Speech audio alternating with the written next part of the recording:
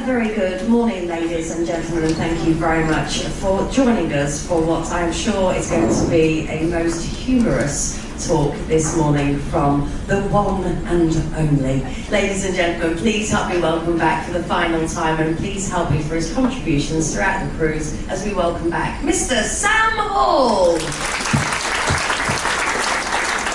Good morning, everybody, and thank you so much for being here. Today I'm going to be speaking about journalism, which, as you may know, is the third oldest profession in the world,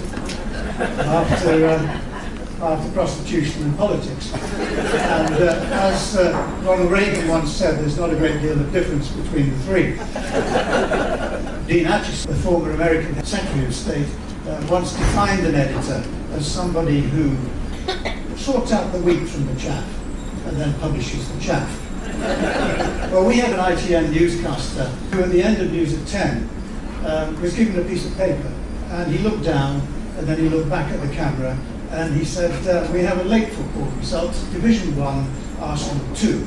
Good night. I mention that because people often say, well, anybody could read the news, you could stick a monkey up there and you could do just as well. It's not true. Actually, it's going live on television is a very scary, dangerous job because it's an excellent way of making absolutely sure that you make a complete idiot of yourself in front of millions of people. Reggie Bosen, can you remember him?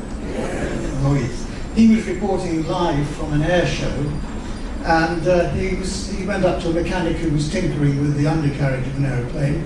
He said, could this plane be capable of getting back to the airfield on one engine? And the mechanic said, well, I don't see why not. And Reggie said, why is that? And he said, well, because that's all it's got.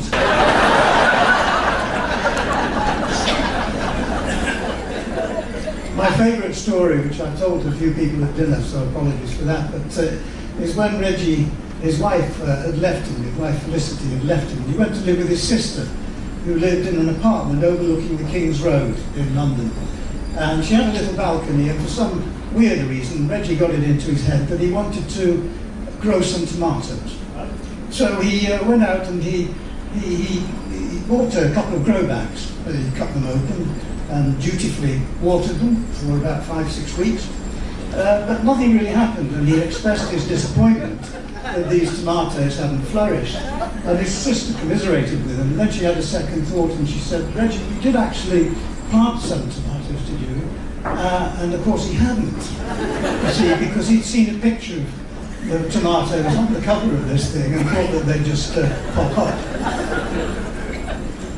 Reggie was a wonderful colleague. He was very kind, he was extremely generous, he was witty, he was full of fun. I sat next to him for 4 years, and I have to tell you, I never once saw him drunk.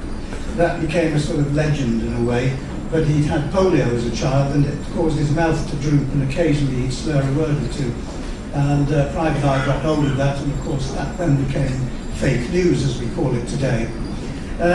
He was a man of tremendous warmth, and above all, he cared about his audience, about the job, his colleagues, and above all else, about the news. And in his early days, as a reporter, he was an occasional war correspondent, and he was very nearly shot in the Congo. A local man had been driving him and the camera crew along a dirt road, and they came to a roadblock that was manned by 3 armed gentlemen who were also drunk and therefore very dangerous.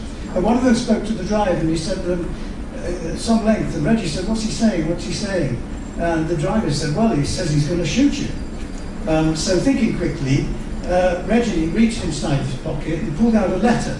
And he said, here, we'll show him this. It's to President Chambin. It's about the interview that we're going to be doing with him. It's an official letter. And this letter was passed on to the driver, and then the driver passed it on to this fellow. And Reggie, understandably, was quite terrified. And the soldier, he noticed then that the soldier was holding the letter sideways. So he's probably thinking it was Arabic or something. And so he then thought, well, everything's going to be okay, and he's not going to realise that it was a letter he's actually just written to his wife. Anyway, the soldier signalled to his colleagues to lift the boom, and once again spoke to the driver at some length, and again Reggie got very nervous, and he said, well, what's he saying now? What's going on? And the driver said, well, he said, it's okay, we can go through. He said, he'll shoot you on the way back. Reggie was an extremely witty man. He could also be an absolute devil. And on the day the Queen opened ITN's new headquarters at Wells Street, just off Oxford Street in London, his fellow newscaster, Andrew Gardner, was at his usual seat with Reggie, sitting opposite to him as the royal entourage approached. And Andrew had in his typewriter a pro forma for the News at 10 headlines, which we called the bongs, because we would wedge the headline in between the bongs or the chimes of Big Ben. And as the Queen approached, Andrew had not yet typed in the main headline. And he was waiting right until the last minute in case there was a late-breaking story, which there very often was. And suddenly, with the Queen no more than about 6-8 feet away, Reggie leapt out of his seat, elbowed Andrew out of the way, and frenetically typed in a headline. And then stood respectfully to one side, just as Sir Nigel Ryan, the editor, Sir David Nicholas, the news editor, and the Queen reached the desk. And at that precise moment, Andrew happened to see what Reggie had typed. And with horror, he wound the pro forma back into the typewriter so that nobody would see it. But like a flash, he then stood up, and after the usual niceties, Sir David Nicholas, who spotted the piece of paper in the typewriter, said, Andrew, he said, I'm sure Her Majesty would be very pleased and interested to know how you're getting on with the headlines. Well, you can almost feel the chill going down your neck. In fact, Andrew told me later that he could feel the perspiration dripping down the back of his neck. And he fixed David Nicholas with a laser-like stare that was intended to be lethal. And he said, no, I don't think so, we haven't got any. Well, David Nicholas was a newsman. And he said, oh, come on, Andrew. He said, you must have something. And whipped the piece of paper out of the typewriter, and in one fluid movement, crumpled it up and threw it in the bin. He said, see what you mean. Well, you want to know what Reggie wrote, don't you? Yes, well, he said, bong, one old queen meets another.